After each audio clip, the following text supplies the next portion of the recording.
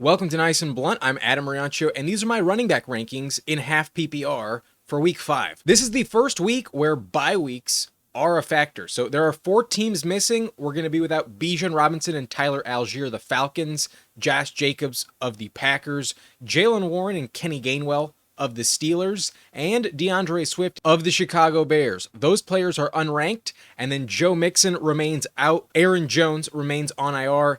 Eckler's out for the year, so is Najee and James Conner. Tyrone Tracy remains out. I did not rank Tyjae Spears of the Titans, but it's possible he does play this week. For now, he remains unranked. I also did not rank Braylon Allen of the Jets. He is doubtful for that game against Dallas. Maybe Breece Hall gets a few extra touches in this game.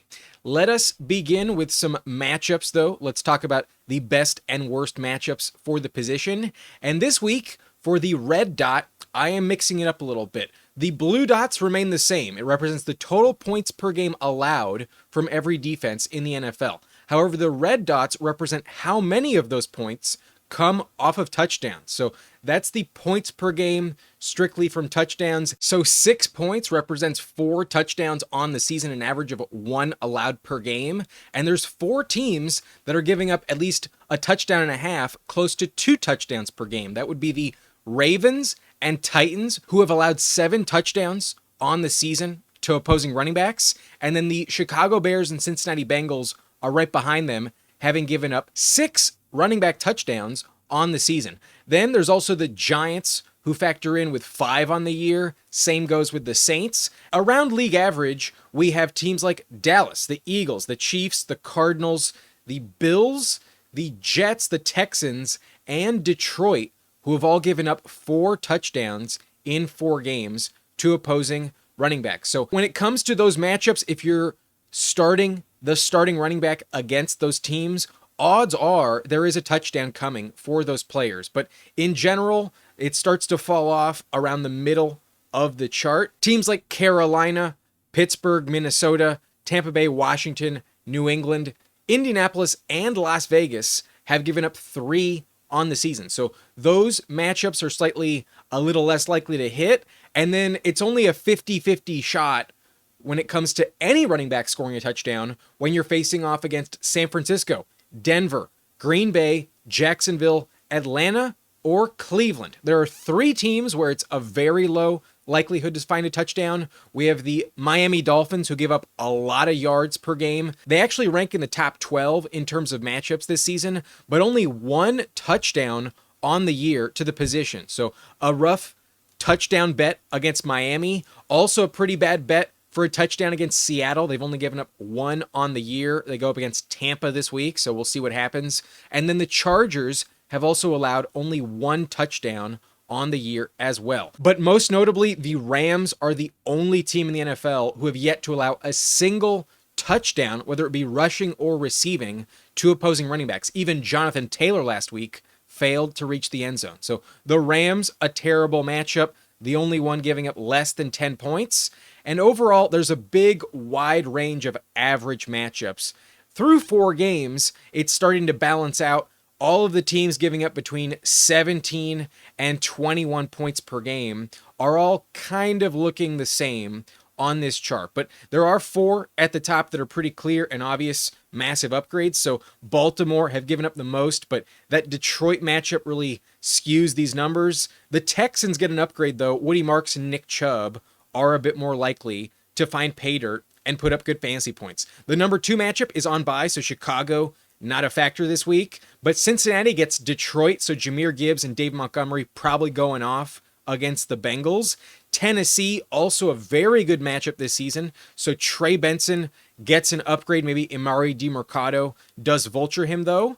And then the Giants have also been really susceptible to opposing running backs. Even Omarion Hampton, on limited volume, was able to go over 20 fantasy points. So the Saints with Alvin Kamara and Kendre Miller, that committee gets an upgrade. And then Dallas has also been a good matchup, so Breece Hall, an upgrade for him. New Orleans, also a top 7 matchup. Cam Skattebo should have a very good game this week. The Eagles have actually been pretty vulnerable against running backs so far, so J.K. Dobbins and R.J. Harvey get an upgrade as well. Kansas City, shockingly, is actually a top 10 matchup. Last year, they were bottom 3. So Travis Etienne, probably a safer bet this week if Tootin doesn't vulture him. And then lastly, Arizona is giving up 21.5 points per game. They are considered top 10. So Tony Pollard gets an upgrade, assuming Tyjae Spears is not going to factor in. That's an interesting backfield to monitor in Tennessee. On the flip side of this chart, the minus matchups, we did mention the Rams already, who give up not a single touchdown to the position. So McCaffrey may not find pay dirt this week, but you're still going to start CMC. And then the Chargers are also a downgrade. So JCM and Chris Rodriguez, a tough matchup for Washington this week. Cleveland has been a terrible matchup this season. So Jordan Mason of the Vikings gets a downgrade. The Falcons are on bye, so that doesn't factor in. Jacksonville has actually been very good on defense overall, but their matchups have actually been really easy. So maybe they are legit, but I don't think I would trust Pacheco, Kareem Hunt, or Brashard Smith against Jacksonville this week. The Packers also downgrade, but they're on bye, not a factor this week. And then Las Vegas has been pretty stout, but I doubt they stop Jonathan Taylor. Technically a downgrade for him on paper. And then in the same game, the Colts have been pretty bad against opposing running backs. Ashton Jeanty deserves a slight downgrade as well. So that's it for the matchups at the position. But I would also like to break down yet another chart, and I'm going to devote a decent amount of time to breaking down the position, because now that we have 4 games of data, I think we can look at every running back in the league and say, how legit is their performance so far? In blue, we have the running back points per game in half PPR. 4 weeks of data, the clear best of the best on the left. It trickles down in terms of most points per game as we move from left to right. But in red, the second data point on the chart represents how many total yards that player is putting up on a per game basis. The yardage represents their floor every week, and that is a big factor. It's a pretty clear line of delineation where the position starts to fall off. If you get less than 70 yards per game, you're going to be outside of flex consideration, most likely. So let's go through this chart here.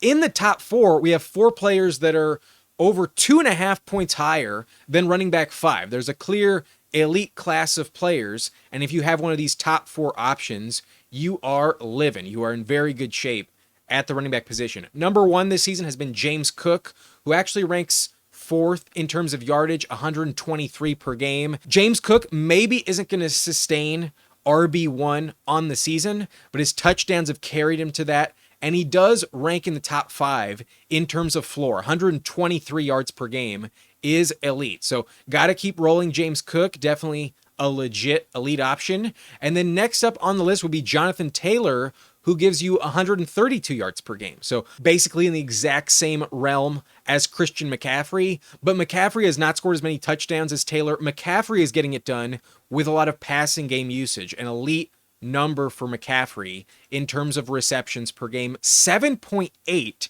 That's like one of the best receivers in the NFL. So McCaffrey is in a tier of his own thanks to the receiving production, but still only running back 3 in total points and running back 2 in terms of total yards. Actually, Bijan Robinson ranks number 1 in yards per game with 146 on average. I think rest of season, Bijan is the RB1. He's on bye this week, unfortunately, but with that out of the way, odds are I'm going to rank him at number 1 most consistently than any other player rest of season. Once we drop to number 5, I think we are moving down a tier. And honestly, this player is a little touchdown dependent, but Jahmyr Gibbs is still locked in your lineup. Only 88 yards per game on average, but 17.3 points per game.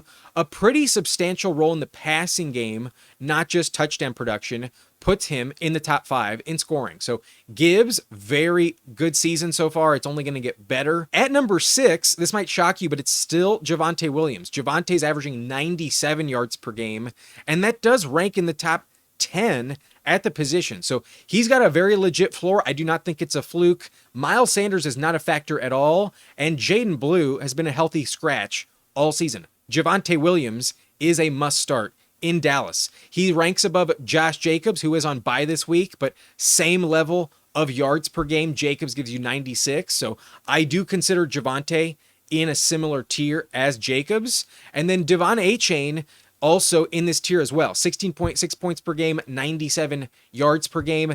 Achane, I think, gained value with Tyreek Hill going down. That's only going to consolidate more of the target share in favor of DeVon Achane. Achane is a stud rest of season.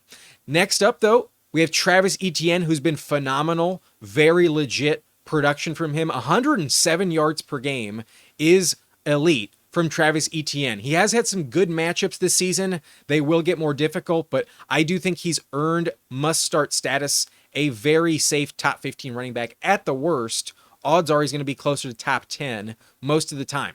And he's in the same tier as Bucky Irving, who we know is legit. We drafted Bucky in the second round, and Bucky can score from anywhere. He did get kind of banged up against the Eagles, but the floor is over 100 yards per week so far. Bucky is locked in to the top 10 like we expected. We also have Quinshon Judkins as a major surprise high on this list, averaging at 94 yards per game through his 3 first games in the season is elite from Quinshon Judkins. So if you have him, you are ecstatic about it. He looks like a potential league winner given how low he was drafted this season. As long as he does not get suspended, he will be a must start every week. 94 yards per game. The rookie is phenomenal. He was drafted early in the second round, and it looks like he's living up to that draft capital. Right behind him, with a similar production, 95 yards per game on average, is Omarion Hampton, who really popped off the last 2 weeks now that Najee Harris is out. Hampton probably going to keep moving up the list. A must start for sure with Hampton. We have Saquon Barkley and Ashton Jeanty tied at 13.9 points per game, and they're both giving you 77 and 76 yards per game. That is a major concern. The efficiency has not been there. The offensive line play has been a red flag for the Eagles. That's a shock. And the Raiders. That's not a surprise at all. But touchdowns have been the saving grace. With Saquon, it's hitting pretty consistently. He has 3 touchdowns in 4 games. With Jeanty, it all came last week. It was a windfall against a really bad defense. The matchup, I think, was the main reason why Jeanty played so well. But he is really talented. It's possible he stays this high in the rankings. However, I am worried that his efficiency on the year makes him matchup dependent. He could crater down this list. Without a touchdown, I'm not convinced you're going to go over 10 points with Ashton Jeanty. Same applies with Saquon Barkley. Nowhere near what we remember him from last season. Maybe it's matchups for him, but I'm kind of just worried about this offense in general. The new offensive coordinator is not as encouraging as Kellen Moore was last season. So I am kind of worried about Saquon and Jeanty, but they're still in the top 15 in terms of points per game. 13.9. I think you still have to start them no matter what. Right behind them, we have J.K. Dobbins, who's been really efficient on the ground. R.J. Harvey starting to factor in a bit, but 85 yards per game from Dobbins, that's pretty good considering his volume is not as high as some of the other guys on this list. So Dobbins, I think, is remaining the RB1 in Denver, but Harvey is starting to eat into the work share. Behind him is Jaylen Warren, who did miss last week, is on bye in week 5. You can't start him. Kenny Gainwell looked really good in his absence. I do think the role is legit. If you have the Steelers RB1, they should be in your lineup rest of season. Next up, though, on the list would be Kenneth Walker, who's also a bit of a red flag. 76 yards per game, on pace with Jeanty and Saquon. Not the safest, but still pretty usable. As long as it's over 70, I'm not going to completely hit the panic button. But obviously, Charbonnet has vultured him multiple times this season. These numbers are kind of inflated because Charbonnet also missed week 3 game action. In general, Walker is not this safe when Charbonnet is active. I think Kenneth Walker might be a sell high candidate. I'm pretty worried about Charbonnet's role in the offense. Behind Walker, we have Kyren Williams and Chuba Hubbard tied at 12.4 points per game. And Chuba's a bit more touchdown dependent. Kyren's still giving you 89 yards per game. But I will acknowledge, Kyren has been falling kind of quickly the last few weeks as Blake Corum has become much more involved in the offense. We'll get to Corum later in this chart, but not an exciting trend for the sake of Kyren Williams. I'd be a bit worried long-term. Maybe an interesting sell-high candidate as well. At 12.3 points per game, we have Dave Montgomery, who's totally up and down. Last week was a major bust following an elite performance in week 3. And I think he'll be a bit matchup dependent, very touchdown dependent. His volume is not encouraging enough to know what you're going to get. So Montgomery ranks in the top 20, but I think he's much more of a flex play in general, very dependent on a good matchup. Like the Ravens, back in week 3, he torched them. They've been bad all season. Derrick Henry, only 12 points per game. His usage has fallen off since that Bills game. Not that encouraged, but I think the Ravens have to run the ball more with Lamar Jackson out for the next 2 weeks. I do think he's going to carry the Ravens this week against Houston. So 80 yards per game, a lot of it is in week 1.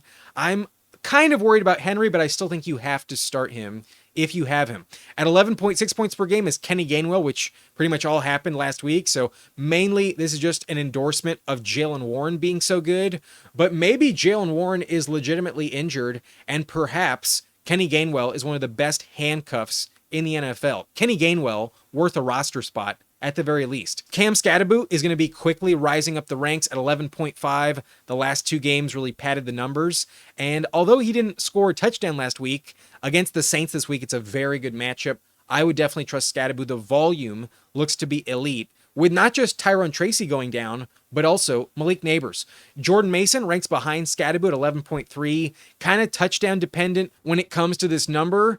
Until Aaron Jones comes back, though, in good matchups, I would trust Jordan Mason a lot. This week, though, it's a very tough matchup against Cleveland. Maybe not my favorite start this week. Behind him at 10.9 points per game would be DeAndre Swift, who despite a lot of volume is still only giving you 68 yards per game. Not very efficient, but Kyle Monangai and Roschon Johnson are pretty irrelevant, especially Roschon. We assume Swift's role won't change, but off the bye, it is possible that Monangai gets a little bit more involved. I'm a little worried about Swift, very touchdown dependent this season. And then the last 2 players averaging over 10 points per game would be Breece Hall at 10.3 and Alvin Kamara, both tied at this rank. But Breece Hall, I think, is the safer floor play, giving you 87 yards per game. Sadly, Breece Hall does not have a single touchdown on the season. I'm not convinced that's going to change that often. Justin Fields, one of the worst vultures you can imagine for fantasy purposes,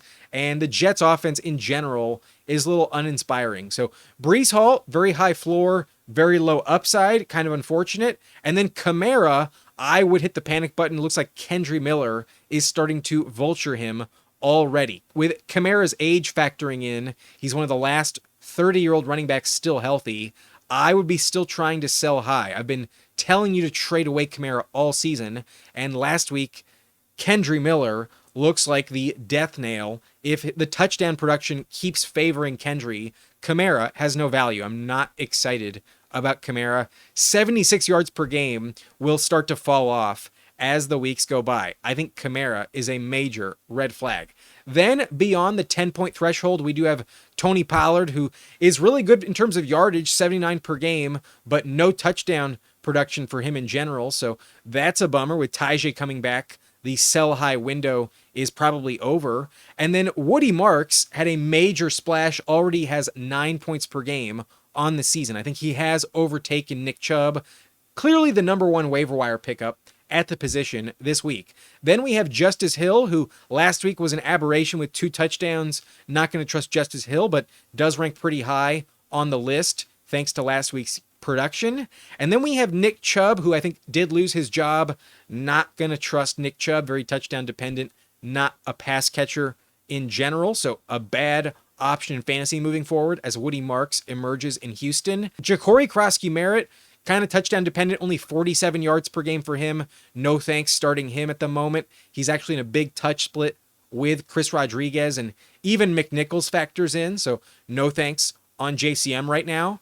And then Chase Brown has been ass, no upside in Cincinnati without Joe Burrow. So can't really start him, even though last week he had over 8 points.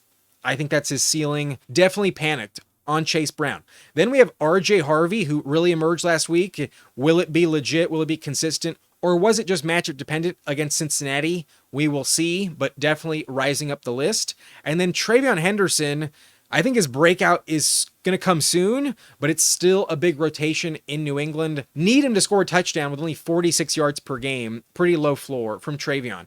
Then we have Zach Charbonnet, also at 7.7 points per game. Very touchdown dependent. He has 2 in 3 games, but only 34 yards per game on average, so that's not encouraging. Then we have Trey Benson, who's going to move up the list pretty fast. He has yet to score a touchdown this season, so 56 yards per game. Pretty underwhelming, but probably lower than what his average floor will be starting in week 5. I think rest of the way with Connor out, Benson is definitely a lot more appealing. Tyler Algier only gives you 40 yards per game, pretty touchdown dependent. He's on bye this week, so can't start him. Lastly, though, the last decent floor when it comes to yardage would be Rhamondre Stevenson, averaging 67 yards per game, but only 7 points per game on the year. With 2 fumbles, he is not giving you much and also not scoring touchdowns. I think his days are numbered, but for now, he's still in like a 50-50 split with TreVeyon Henderson. It's actually less than that because Antonio Gibson also factors in. Then as we move through the list, we got Bashal Tutin, who's very touchdown dependent. Rachaad White starting to factor in, but only a touchdown vulture as well. Isaiah Pacheco at 6.1. Kareem Hunt at 5.9. They're pretty unstartable. Very touchdown dependent in Kansas City. Kendre Miller had a touchdown last week, and he might start to factor in more in New Orleans, especially if Kamara goes down. Blake Corum is also emerging a bit in LA. The Rams backfield starting to be more of a committee this season. That's the breakdown of the position this week, not just the matchups, but also how many points and yards they've been giving you. And now let's talk about the rankings at the position. I think the top 4 are locked into your lineup. We showcase them on the chart. They all rank top 5, and Bijan's on bye, so these guys are clearly the elite of the elite. And even though Gibbs ranks as RB5 in points, I think this Bengals matchup is the best you can find. I got Gibbs at number 1 in the ranks this week. The Bengals are allowing 150 rushing yards per game. Number 2 matchup for the position this week. And just like the Ravens 2 weeks ago, Gibbs is probably going to score 2 touchdowns. Love Gibbs in week 5. James Cook has been the RB1 on the season, cannot be stopped, have to start him, leads the position with 5 touchdowns, so he's RB2 this week. At number 3, we got Jonathan Taylor versus Las Vegas, who did not score a touchdown, but it was against the league's toughest matchup in week 4. The Rams are much more difficult than any other matchup you can find. But I will mention the Raiders are a sneaky difficult matchup themselves, so perhaps Taylor is not as efficient, but they have given up 3 touchdowns on the season. I expect Taylor to get back in the end zone and back to elite. At number 4, though, Christian McCaffrey with a very difficult matchup, the toughest on the week. Not going to bench him, but going to put him at the bottom of this tier at number 4 because the Rams haven't given up a single touchdown on the season. I'm not convinced that changes. Against a division rival, they're going to try their best to limit McCaffrey as best they can. I still think his passing game usage keeps the floor elite. Definitely not going to fade McCaffrey outside the top 5, but the matchup is definitely a downgrade. Beyond this point, we are dropping down a tier, but I still think everyone is a lock in your lineup. We have Achane, who does gain value with Tyreek Hill going down. He's my RB5 this week at Carolina. And I know last week he didn't catch many passes, but with the loss of Tyreek Hill, it's only going to be more targets for him rest of season. Not worried about it. And I think Ollie Gordon is a pretty bad bet to vulture him every week. I'm not going to expect that. I'm still going to start Achane no matter what. I'm also going to start Bucky Irving no matter what. He did get walloped last week against Philly. I could see him being kind of sore this week. Right now, he's questionable. I think he was banged up pretty badly against the Eagles. So still have to start him. This offense revolves around him, especially with Mike Evans going down. The target share, I think, is very safe to bet on. And he's just too talented. I think you have to start Bucky in the top 6. I don't think I can rank him any lower. At number 7, though, I am very excited for Cam Skattebo at the Saints. Last week, he had 27 touches without Neighbors and Tracy. This offense is hyper-reliant on the rookie running back. So he can be elite in the receiving game. I think this will be a very competitive matchup against New Orleans. And on paper, it is a top 7 matchup against the position. They're allowing 22.4 points per game on average. A very good spot for Cam Skattebo. I think he scores at least 1 touchdown and goes over 100 yards from scrimmage. Love Skattebo this week against the Saints. At number 8, I think Omarion Hampton is a must-start moving forward. With Najee out, the volume is pretty much locked in. He has more than 20 fantasy points in each of the last 2 games. He did also lose Joe Alt, so the second tackle in LA is unavailable. And Mekhi Becton also in the concussion protocol, not ideal. The O-line is pretty decimated in LA, but it doesn't seem to stop him. He can score from anywhere. He has 12 targets and 11 catches over the last 2 games. He's contributing heavily in the receiving department. He is a must-start. Hampton is elite, no doubt about it. Javonte Williams is also a very high floor, very safe start. We mentioned it. He's giving you 97 yards per game. That's on par with Josh Jacobs and DeVon Achane. Top 10 at the position in terms of floor from Javonte. Sanders is a complete non-factor. The touchdown is pretty much guaranteed. This offense needs to score points because their defense is so bad. And with CeeDee Lamb out, there's only 3 players that really factor in: Pickens, Ferguson, and Javonte Williams. I think he's a must-start.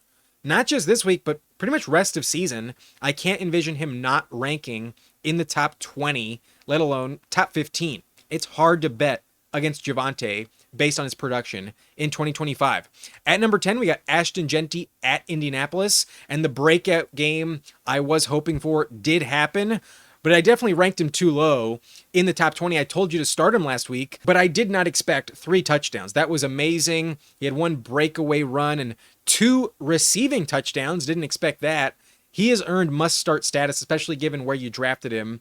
I can't imagine you're benching Jeanty after last week's game, but the Colts are a downgrade, a bottom 7 matchup this week, so maybe not expecting the same ceiling, but definitely a very high floor.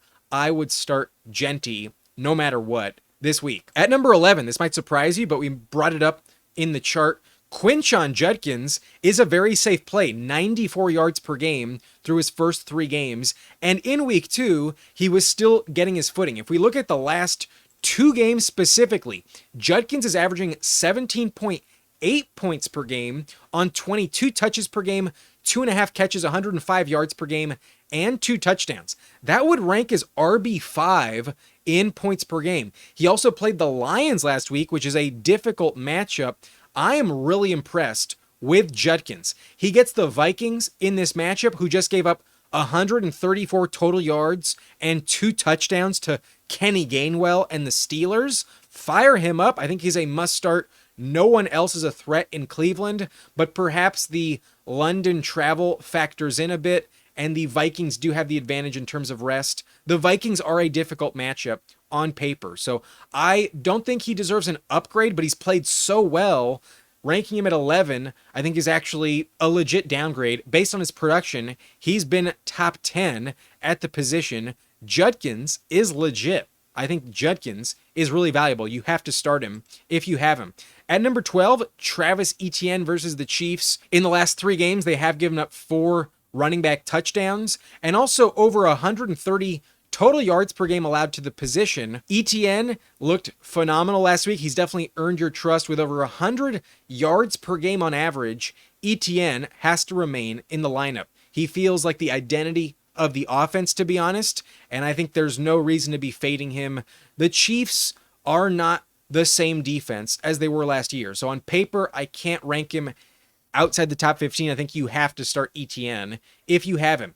At number 13, I am kind of worried about Saquon Barkley. Kind of touchdown dependent. The odds that it happens are pretty high against Denver. It's not the best matchup. These numbers for Saquon are really discouraging. He's looking very touchdown dependent. He only averages 77 total yards per game, but he's only doing that on 3.1 yards per carry. That is pretty brutal when you think about last year. He averaged 143 yards per game on 5.8 yards per carry. He was way more efficient last season compared to this year. He's giving you almost half of the yardage on a per game basis through the first month of 2025. So I still think you have to start him. I still think he probably scores a touchdown, but yikes, you got to be a bit worried about it. He's nowhere near the top 5 pick we expected when we drafted him. He's not lived up to the expectation. The Madden curse might be a factor, but in my opinion, it's just the new offensive coordinator and also an injured offensive line. Losing Lane Johnson was not helpful at all.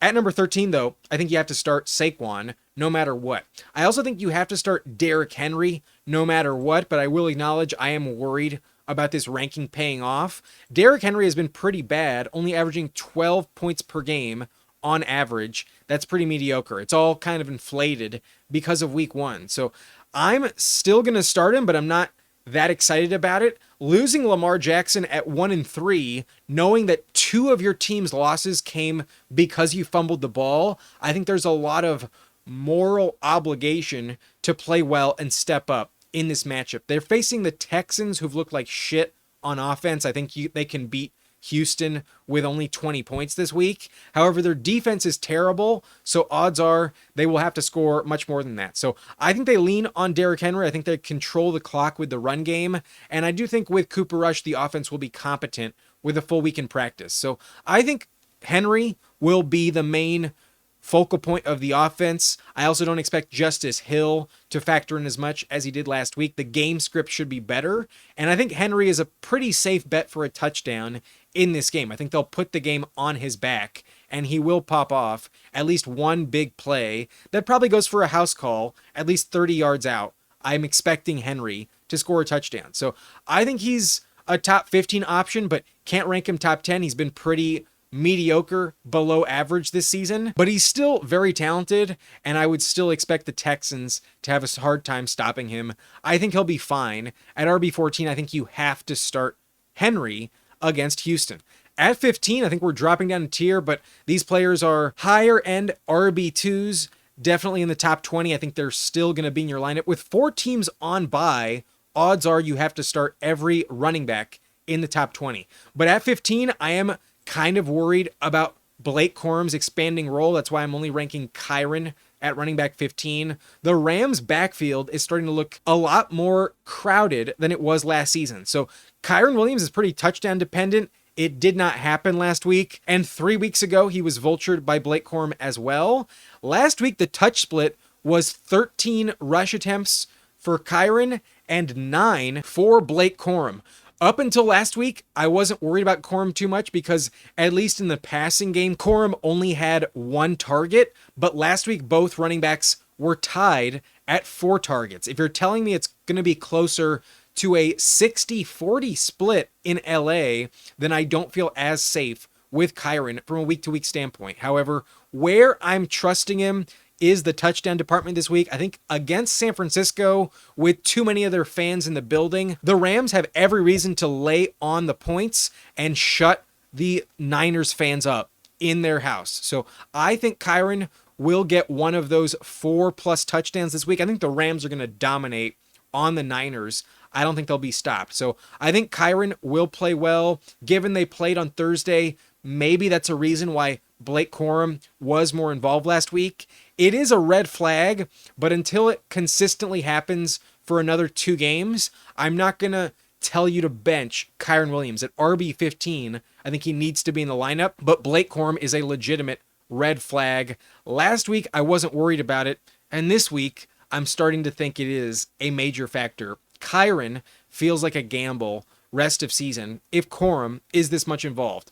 At number 16, obviously last week he completely burned you, so I get if you don't want to start him, but I think David Montgomery is completely matchup dependent this season, and in good matchups, he deserves an upgrade. This is an elite matchup. The Bengals are the second best matchup for the position so far this season. Not just J.K. Dobbins last week, who went over 100 yards against Cincinnati, was productive. R.J. Harvey also had a breakout game, and I expect Montgomery to put up a lot of yardage in this game. Volume has been a problem for him, though. Less than 12 rush attempts per game in every matchup this season, and only 1.8 targets per game. He's getting less than 14 touches on a per game basis. That is not good from Montgomery, especially considering very few of them are catches. So I'm worried about that, but in bad matchups, that's where I think it factors in. Last week was an awful matchup against Cleveland. So when he gets one of those bottom 10 spots, definitely fade him. He's a very low-end flex play that probably should not be started. But in an elite matchup, I think he can torch them on the ground, and the game script will benefit him. I think he will find the end zone in this matchup. So I'm going to trust Dave Montgomery one more week, but I understand if you think I'm like 10 spots too high. He had less than 2 points last week, but I think it was just the Browns defense that was the main reason why he sucks so bad. The Bengals are not going to play anywhere near as well as Cleveland will this week in Cincinnati. I will trust Montgomery in my lineup. As a low-end RB2, I think you should start him.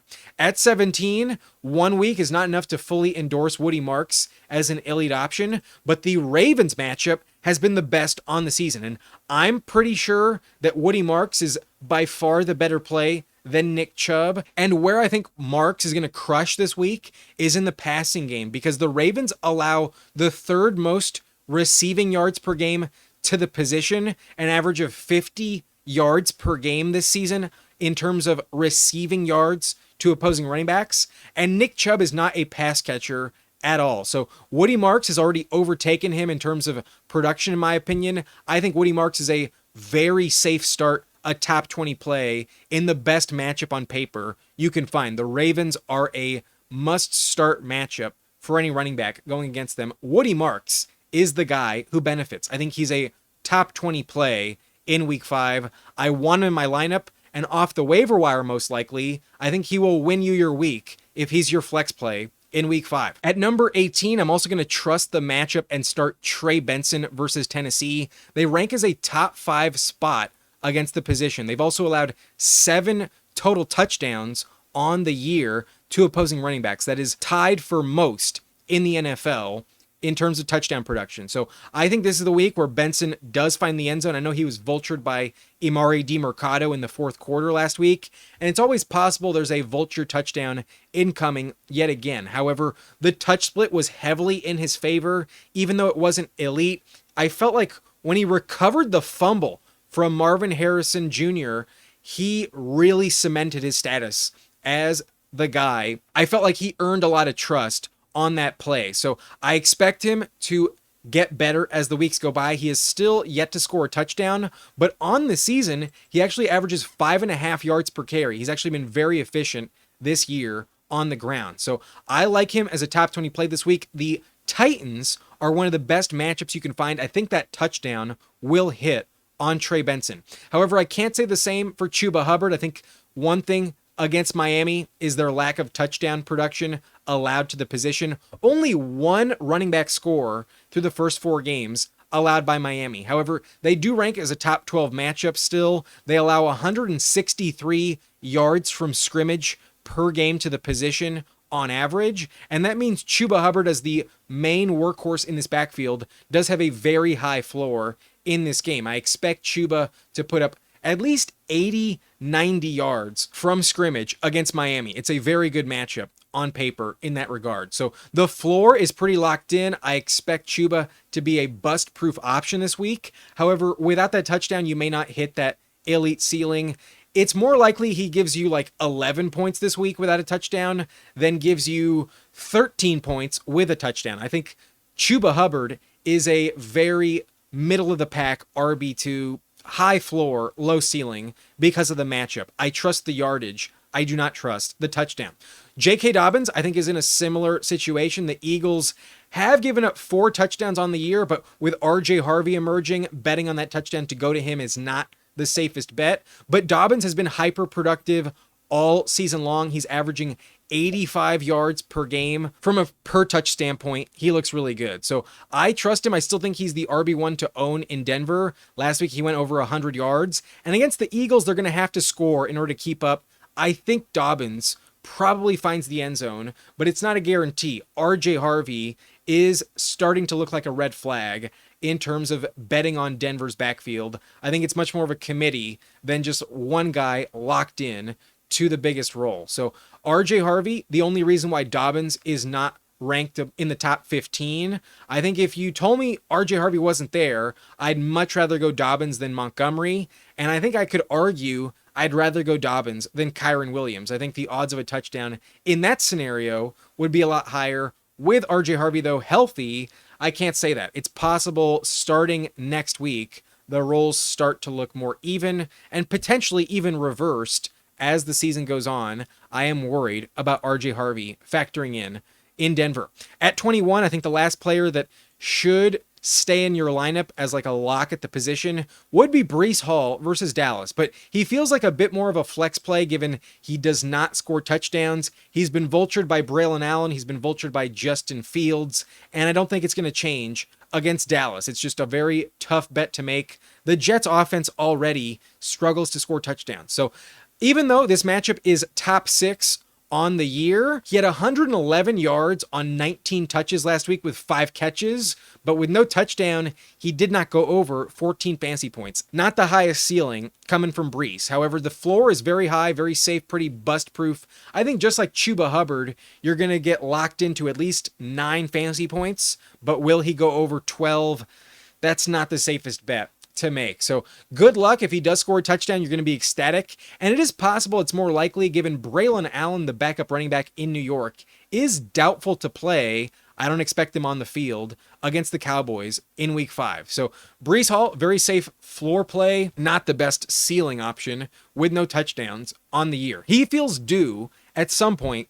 It will pay off, but I'm not sure it happens this week. Number 22, I think we're dropping down to tier, and I think these guys are just flex options. And honestly, I'm going to go back to being worried about Kenneth Walker. The volume is a legitimate concern, given Charbonnet is getting over 12 touches every single week when healthy. It's also the second game this season where Charbonnet has vultured Walker, and Charbonnet has only played in 3 games. He was not efficient week 2, but in weeks 1 and 3, he has found the end zone. So that is not good for Kenneth Walker. He was pretty touchdown dependent in the first place. And when you look at this matchup, even though on paper they don't rank as a bottom 10 matchup, they're actually very difficult to run the ball against. They only allow 2.9 yards per carry. Where you can benefit against the Bucs is in the passing game. They give up a league high 61 receiving yards per game to the position on average. So maybe given Charbonnet is not that involved in the passing game, Walker will benefit. If he does not contribute, however, heavily in the passing game, I don't think he'll be efficient at all on the ground. I think it's very touchdown dependent this week, not a safe bet for it to happen. And without like 40 receiving yards to pad the numbers, I don't think Walker will go over 10 points. I think it's going to be a tricky matchup here. Without a touchdown, I think you will get burned, most likely. So Charbonnet, a very legit factor. Walker's just not the workhorse I expected. At 23, I'm going to go out on a ledge and say TreVeyon Henderson has his breakout game this season, but I don't feel confident enough about it to rank him in the top 20 like I did with Jeanty last week. You know that against Josh Allen, the Patriots are going to have to score to be remotely competitive, and the Bills have not been that good at stopping the run. So even though it's league average, I think touchdowns will be the deciding factor for TreVeyon. Last week he scored, but so did Antonio Gibson, and he actually had still less touches than Rhamondre Stevenson, but it was very close. Gibson still factors in, so it's actually more of a 3-person committee than I'd like to see. But I still believe Henderson is the most talented weapon that the Patriots have on offense, and inevitably they will start to showcase him. Why not wait until Sunday night primetime, week 5, against the Buffalo Bills? It's a marquee matchup, definitely an important game in division, and I think they'll try to win time of possession by running the ball and keeping Allen off the field. I think Vrabel wants to run the ball as much as they can. So they need TreVeyon to step up to have any shot in this game. I'm hopeful it'll happen. I'm going to start him in the subscriber league this week, however, only because I have Bijan on bye. I would still not feel guaranteed that TreVeyon works out, even though last week he was productive, had over 11 fantasy points in half PPR, but needed a touchdown to get it. Without it, you would have been screwed. Touchdown dependent, but I think against Buffalo, TreVeyon does find pay dirt. I also think Pollard is a decent flex play this week at Arizona. It's an okay matchup, but it's also possible that Tyjae Spears comes back off of IR. If he starts practicing, right now it's too early in the week to know, I will drop down Pollard significantly because Pollard is not scoring touchdown, not catching passes either.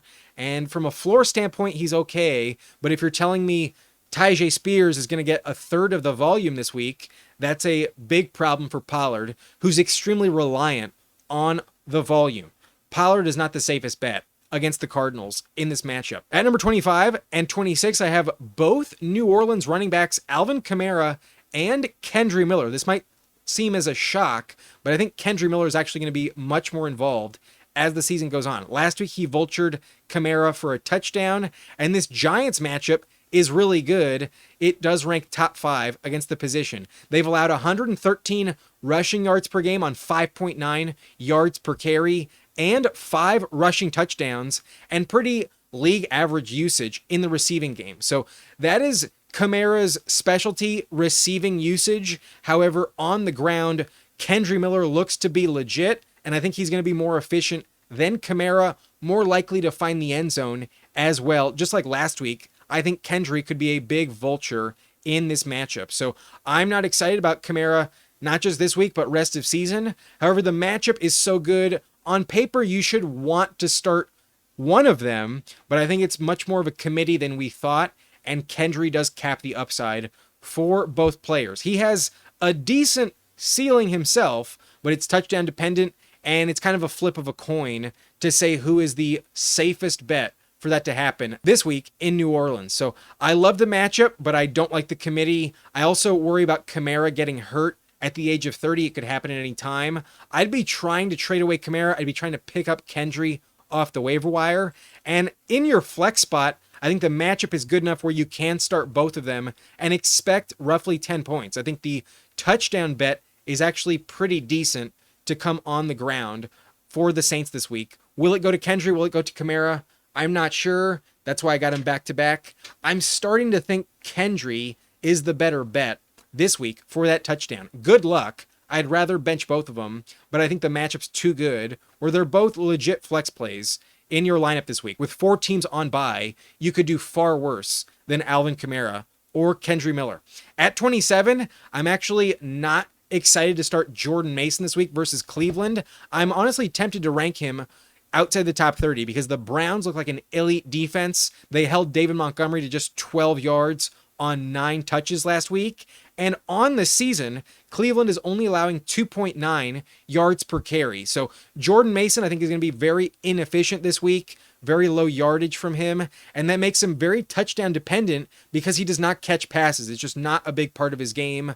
The backup, Xavier Scott, is a much better bet in that department. So Mason, I think, is a brutal play this week. The Browns matchup is just that scary. And last week, he was not the best option against Pittsburgh either. So I think it's just going to come down to touchdowns. If he can score 2 like he did in week 3, you'll be ecstatic. But I just think he's a flex play at best, very touchdown dependent. I do not feel comfortable betting on it. The Browns are a bottom 3 matchup against the position, but Mason is pretty locked into heavy volume, and that's the only way, if game script favors him, for him to pay off. It's a rough spot to be in for Mason. At 28, the last player I think is a decent flex option would be RJ Harvey at Philadelphia. I think his success last week was mainly due to the matchup. However, I don't think his volume is going to start to revert back to less than 10 touches per game. He was pretty good, and they also drafted him in the 2nd round. So I do think Sean Payton wants to use multiple running backs in this backfield, and RJ Harvey much more involved in the passing game than J.K. Dobbins. He looked bad in the first 3 games, but last week looked really good, and I think it will start to pay off more consistently as the weeks go on. So I'm probably going to bench him, but against the Eagles, it probably turns into a shootout most likely. We could see Harvey on the field a lot in the 2-minute drill at the end of the 2nd quarter and the 4th quarter. I think Harvey will get a lot of targets in this matchup. He could find the end zone as well. The Eagles have given up 4 touchdowns on the season. It's a good bet that one Broncos running back scores this week, but it's more like a 70-30 call in favor of J.K. Dobbins. Harvey, though, still has value, undeniable, a very good asset rest of season. If Dobbins goes down, I think RJ Harvey could have top 12 value at the position rest of season. But until that happens, not a safe start, barely in the top 30, only because 4 teams are on bye. Outside the top 28, though, I think you're benching all these players. I've seen enough with Chase Brown. Even though last week he had 8 fantasy points, the touchdowns are so unlikely in Cincinnati. I think if there's any optimism for the Bengals offense this week, it's in the passing game as they try and catch up to Detroit. The Lions are much better on the ground on defense. So not expecting much from Chase Brown. He's been terribly efficient this season. Not a good start at all. Pretty big bummer based on where we drafted him. At 30 and 31, I have Isaiah Pacheco and Kareem Hunt. Last 2 weeks, they've flip-flopped in terms of touchdowns, and it's still basically a 50-50 split between the two. But I will acknowledge Brashard Smith is starting to factor in as well. It's possible that Brashard Smith overtakes them pretty soon, but for now, I would still bet on these two to have the highest touchdown potential. I don't want to start them, though. The Jags have been a bad matchup this season. Bottom 7 at stopping opposing running backs. I don't feel great about either Chiefs running back. It's just too much of a touch split to feel confident about either player. They're very touchdown dependent, and good luck knowing who finds pay dirt in Kansas City. I doubt it'll happen for either this week. At 32, we got Rhamondre Stevenson at Buffalo, and Rhamondre is not going away entirely, but I don't trust him. I think this is where it starts to favor Henderson. At this point in the year, I think the pivot will start to be made in favor of the rookie. But I could be wrong. Against Buffalo, they're going to need to score and try to run to keep the Bills off of the field. But eventually, they'll probably trail on the scoreboard and have to pass. Rhamondre hasn't been the biggest contributor in the passing game so far this season. So very touchdown dependent. I think his role is going away from him. If he does not luck his way into the end zone, you will be screwed. I'm not going to be happy if I have Rhamondre in the lineup. At 33, also touchdown dependent, but could see added volume. Rachaad White at Seattle this week is an interesting bench stash, interesting flex play because Bucky Irving looked like he got banged up last week, and this matchup against Seattle is very susceptible to pass catching running backs. We know that Rachaad can do that. Last week he had 4 catches against the Eagles. So I do think Rachaad will contribute. He has vultured Bucky for a touchdown earlier in the season. It's possible it happens again, but without it, you will get screwed. No thanks on Rachaad White. But an interesting low-end streamer if you are decimated due to bye weeks this week. At number 34, we have Nick Chubb at Baltimore. Very good matchup on paper, but I think Woody Marks has taken the job. Chubb is very touchdown dependent, and although he's not going away, I just don't think it's going to happen. The Ravens are pretty bad against pass-catching running backs, and Nick Chubb doesn't really contribute in that department. He's very touchdown dependent. I will skip out on Chubb at Baltimore. And then lastly in this tier, I have JCM Bill Kroski-Merritt at the Chargers. It's a very bad matchup, the second toughest against the position this week against the Chargers, and he's going to be hyper dependent on that touchdown. Last week, his touch split with Chris Rodriguez was very similar. He had 9 touches, 2 catches for 57 yards. Meanwhile, Chris Rodriguez had 7 touches on 0 targets for 59 yards. Rodriguez was actually more efficient than JCM, but if one of them is going to score a touchdown, I would bet on Bill to be that guy. It's not the safest bet, but it is possible. He's going to need it against the Chargers, not dying to start him if I don't have to. And then beyond this point, the backups that have some value, but probably not going to start him. Zach Charbonnet would be ranked higher if not for the Bucs matchup. The Tampa Bay Bucs have only allowed 2.9 yards per carry, and they're much more susceptible against the pass than the run. So although he has 2 touchdowns in 3 games, I don't think that the Bucs matchup is where I want to press my luck. I don't think Charbonnet will pay off if you start him this week. At 37, Blake Corum is starting to be a thorn in the side of Kyren Williams, starting to elevate his volume, but I'm not totally convinced it's legit because they're playing on Thursday, and maybe they just wanted to rest the veteran Kyren Williams a little bit last week. But it was closer to a 60-40 split last week in a very competitive game all throughout the fourth quarter.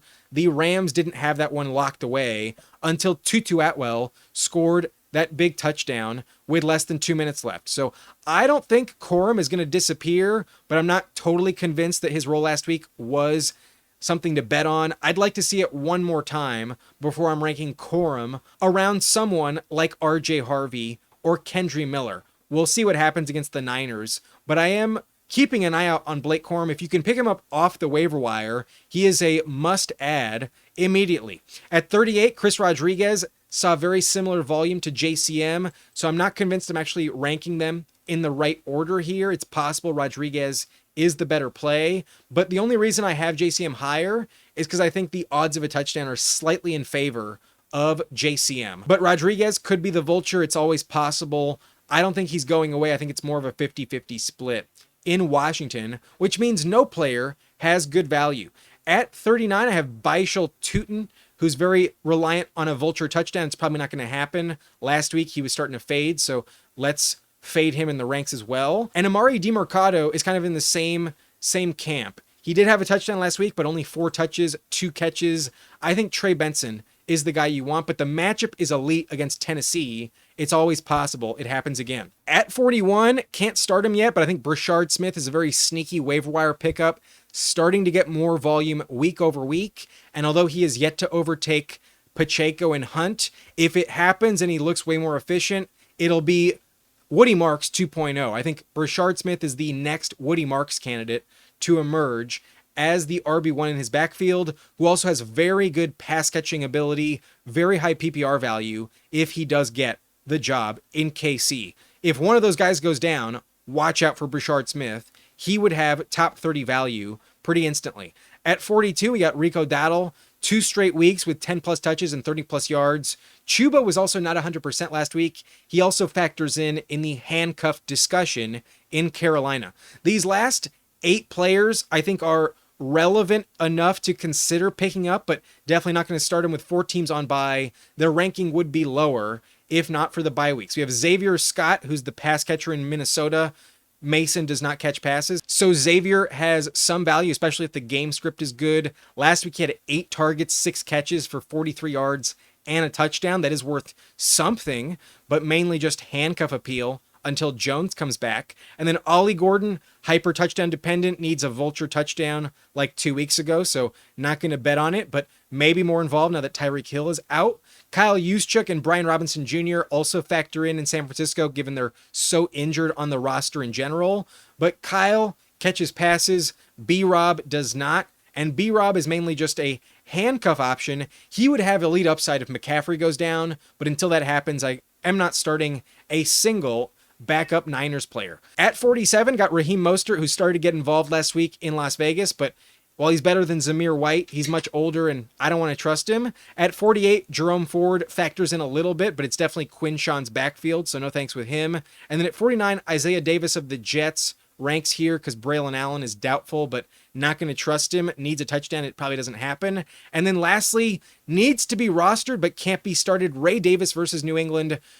Does not get any volume, but if James Cook goes down, he would be a top 10 play pretty instantly. Very high value from a contingent upside standpoint in Buffalo. So those are my top 50 this week. These are my rankings at the position. And I think given 4 teams are on bye, if you have any player in the top 14, they are a lock in your lineup. There are no reason to bench them if you have them. But starting with Kyren Williams at 15, the committee with Blake Corum is a slight red flag. I would still start him for sure, but starting to get worried. Montgomery gets an elite matchup, so I think he bounces back. Woody Marks and Trey Benson, also an elite matchup. I think they're top 20 plays. Very good bets for a touchdown this week. Chuba, high floor, low ceiling because of bad touchdown odds against the Dolphins. Dobbins, kind of a similar situation, a bit of a committee with Harvey now. Breece Hall, not going to score many touchdowns this year, but Dallas is a good matchup, high floor for him. And then Kenneth Walker could get vultured, a bad matchup against Tampa Bay here. TreVeyon, I'm hoping, pays off. These 2 guys are in the flex discussion, and I think they're really the only 2 guys that I'm pretty willing to bet on from a floor standpoint. Other than that, it's very touchdown dependent with Tony Pollard, Kamara, Kendre, Mason, and Harvey. A bad matchup for Mason, not enough consistency from Harvey. A weird backfield in New Orleans for Kamara and Kendre, and then Pollard might get vultured by Tajay pretty soon. He's losing value for sure with Tajay getting healthier. Outside the top 28, though, I think you're benching every player. Chase Brown, Isaiah Pacheco, Kareem Hunt, and Rhamondre, really touchdown reliant, but will have volume this week. Same with Rachaad, Nick Chubb, and JCM, but I'm less excited about those 3. And then beyond the top 35, worth rostering, but not going to start them. Charbonnet, Blake Corum, Rodriguez, Tutin, DeMercado, Brashard Smith, and Dowdle are getting more volume, definitely emerging as pieces you need to own, but not safe enough to start not expecting the touchdown. Without it, you will get fucked with them. So that's it for this video. If you enjoyed, hit that like button and subscribe to the channel for more content like this. And hopefully we can trim it down. The length of this video is a bit longer than I hoped for, but some valuable information, I think, breaking down the yardage at the position was helpful for some guys, especially like Quinshon Judkins. Really puts into perspective how safe of a play they really are. So that's it for me. My name's Adam Riancho. I'll see you next time. Thank you for watching. Nice and blunt.